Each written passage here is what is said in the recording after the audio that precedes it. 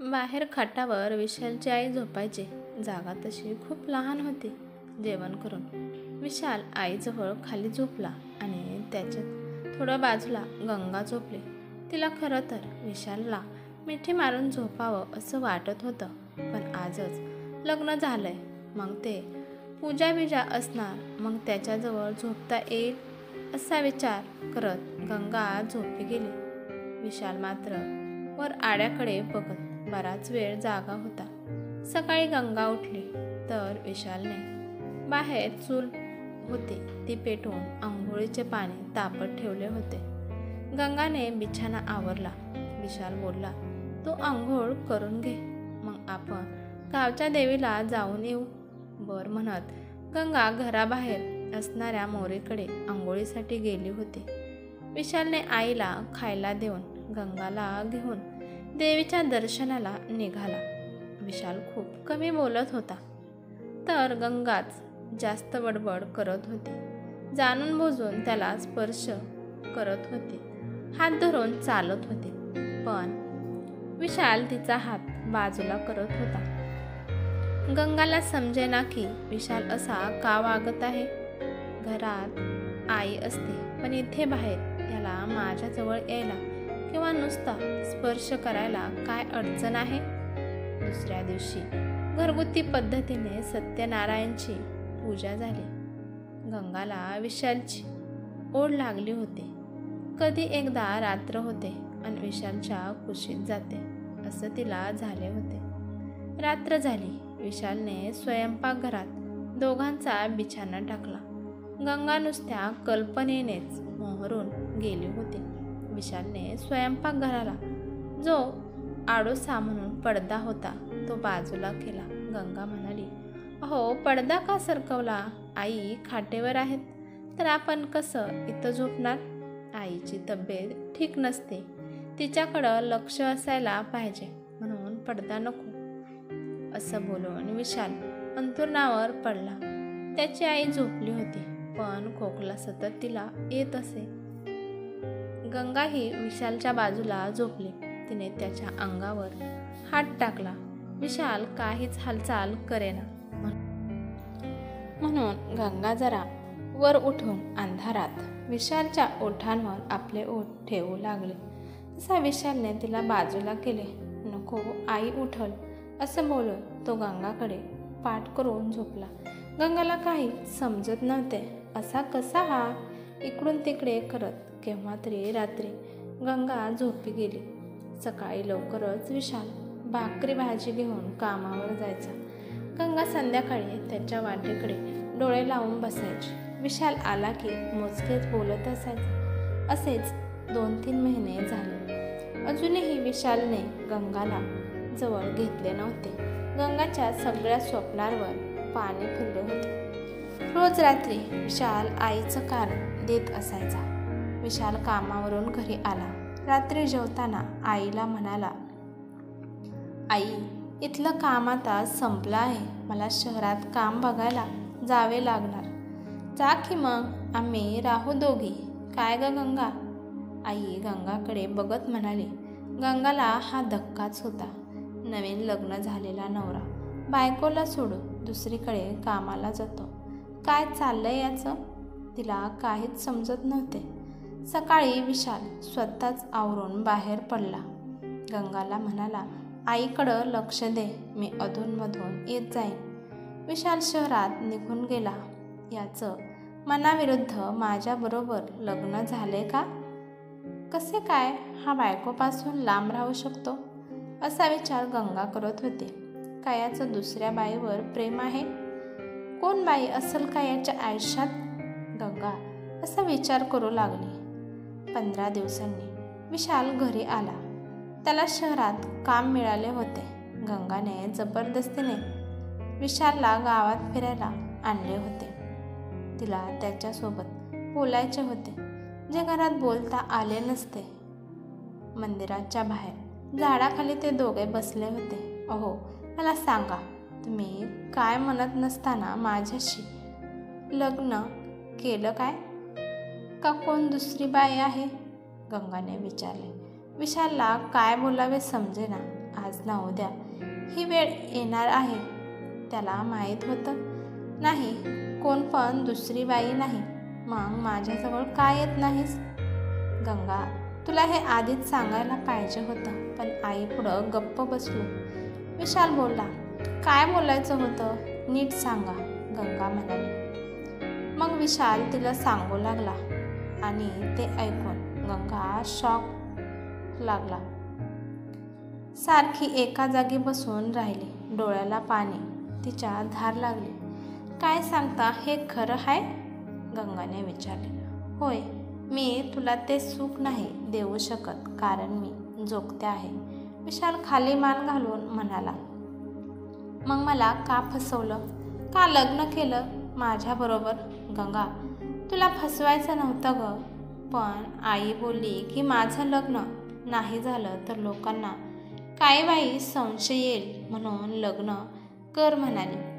लोक नावं ठेवतील म्हणून लगीन करायला भरीस पाडलं मला. मी काय करायचं मग आता? माझी स्वप्न तर राग झाली. गंगा रडत बोलत होती. तुला जे पटलं ते कर गंगा, मी अडवणार नाही, विशाल म्हणाला. दोघे घरी आले. रात्रभर गंगाच्या डोळ्याला डोळा लागला नाही. सकाळी उठून गंगा पिशवीत आपले कपडे घेऊन बाहेर पडली. कोणाला काही बोलली नाही. काय रे विशाल, ही कुठं गेली? असं न बोलता आईने विचारलं. आई, तिला समजलं की मी जोगते आहे ते, म्हणजे मीच बोललो. कशाला तिचं आयुष्य माझ्याबरोबर नाचवत ठेवू? आई गप्पच बसली. गंगा आईकडे आली आणि आईच्या गळ्यात पडून रडू लागली. काय ग पोरी, काय झालं आणि तू सकाळ सकाळी इकडे आलीस? विशाल बरोबर भांडलीस का? बोल की आत्ता घडाघडा, सारिका म्हणाली. आई, त्यांना फसवलं ग मला. म्हणजे? विशालचं काही बाहेर हाय काय?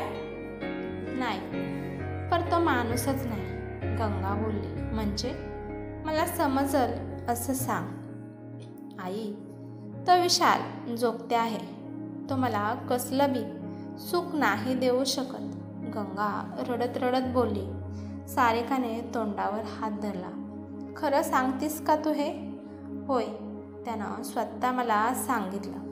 गंगा, ही गोष्ट बाहेर कुणाला कळता कामा नये, नाहीतर आपली नाचक्की होईल बघ. तवा गुमान गप राहा. गंगा महिना झाला आईकडेच राहत होती. विशाल शहरात कामाला गेलाय म्हणून गंगा आईकडं आली आहे असं शेजाऱ्यांना सांगितलं होते. गंगा एकटीच गावाच्या बाहेरच्या देवळात आली होती. पुढं काय करायचं ते विचार करत बसले. काही सुचत नव्हतं तिला. अंधार पडायला सुरुवात झाली तशी ती घरी जायला निघाली. वाटेत तिला सरपंचाचा मुलगा सागर भेटला. तिला बघून जवळ आला. काय ग गंगा, लय दिवस झाले माहेरला आली आहेस, काय अडचण आहे काय? तो लालची नजरेने गंगाकडे बघत होता. एक नंबरचा वाया गेलेला मुलगा होता. सागर, नाही असंच राहिले, आईची तब्येत बरी नाही म्हणून गंगा बोलली. सागर तिच्या जवळ येत तिच्या खांद्याला धरून म्हणाला. आत्ताच लग्न झालं हो ना तुझं, तरी नवऱ्याला सोडून राहतीस? त्याने तिचा खांदा दाबला. गंगाने आपल्या हाताने त्याचा हात बाजूला केला. तुला काय करायचे रे? गंगा रागात म्हणाली. मला शिकवू नको, तुझ्याकडं बघून समजतं अजून तुला नवऱ्यानं हातपी लावला नाही. तो तिच्या डोळ्यात बघत म्हणाला. मी आहे, कधी पण ये शेतातल्या घरात. म्हणत सागरने गंगाला आपल्या कवेत ओढले. क्षणभर गंगाला त्याचा स्पर्श रोमांचित करून गेला. गंगा काही प्रतिकार करत नाही बघून सागरने तिच्या ओठांवर आपले ओठ ठेवले आणि जोरात चुंबन घेतले. गंगा या अनपेक्षित स्पर्शाने शहारली, पण लगेच सावरली आणि पळत पुढे निघून गेली.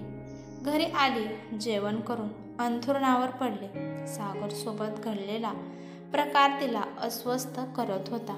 त्याचा स्पर्श आताही तिला अंगावर शहारा उमटवत होता.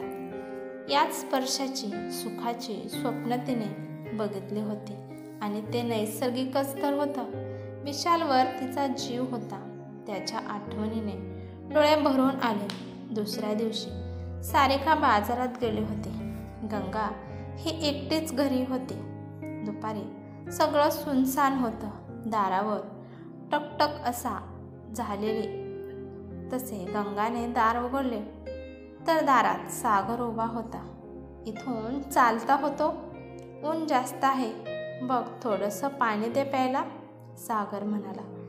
गंगा पाणी घेऊन आली तर सागर घरात आला होता. गंगाच्या हाताला स्पर्श करत त्याने पाण्याचा ग्लास हातात घेतला. कालच्या प्रकारला गंगाने प्रतिकार नाही केला म्हणून आता सागर मुद्दाम आला होता. रिकामा ग्लास गंगाकडे देत त्याने तिचा हात पकडला. सागर सोड, मला काय करतोयस, गंगा हात सोडवत म्हणाली. पण त्याची पकड घट्ट होती. तुला नाही माहीत मी काय करतोय. काल केलं तेच म्हणत त्याने गंगाला आपल्या जवळ ओढले आणि तिथेच कॉटवर पाडले. सोड मला सागर, माझं लग्न झालंय. होय काय, लग्न झालं पण सुहागरात नाही झाली, असं म्हणत त्याने गंगाचा साडीचा पदर छातीवरून बाजूला केला आणि तिच्या अंगावर वाकला. तेवढ्यात कोणीतरी सागरला जोरात बाजूला केले आणि जोरात दाराबाहेर ढकलले. निघ इथून, नाहीतर जीव घेईन तुझा, विशाल सागरला हाकलत म्हणाला. सागर निघून गेला. गंगा पदर नीट करत उठून बसले. विशालला बघून डोळे भरून आले. तिने त्याला घट्ट मिठी मारली. अहो, ही असली गिधाड शरीराचं लचक तोडणारी असतील तर त्या परेस मी तुमच्याजवळ आयुष्यभर राहीन. मला इथून घेऊन चला, माझं चुकलं, गंगा रडत बोलत होती. विशालने तिचे डोळे पुसले. गंगा, अगं मी असा, मग माझ्याबरोबर तू संसार कसा करशील आणि तुझं स्वप्न. माझा जीव आहे तुमच्यावर, तुम्ही कसं पण असाल तसं माझे आहात. मी माझे स्वप्न, माझं सुख विसरून जाईन, पण असं एकटीने राहणार नाही. सारिका घरी आली तेव्हा गंगा बोलली. आई, मी माझ्या सासरी निघाली, आता तिकडंच राहीन. जे नशिबात असेल ते जीवन जगेल. तुला जसं योग्य वाटेल तसं कर, सारिका म्हणाली. गंगा विशालसोबत आपल्या घरी जायला निघाली तर गंगाने हा तिचा घेतलेला निर्णय योग्य होता का नाही हे मला तुमच्या कमेंटद्वारे नक्कीच कळवा. अशाच नवनवीन कथा ऐकण्यासाठी चॅनलवरती नवीन असाल तर चॅनलला सबस्क्राईब करायला विसरू नका. धन्यवाद.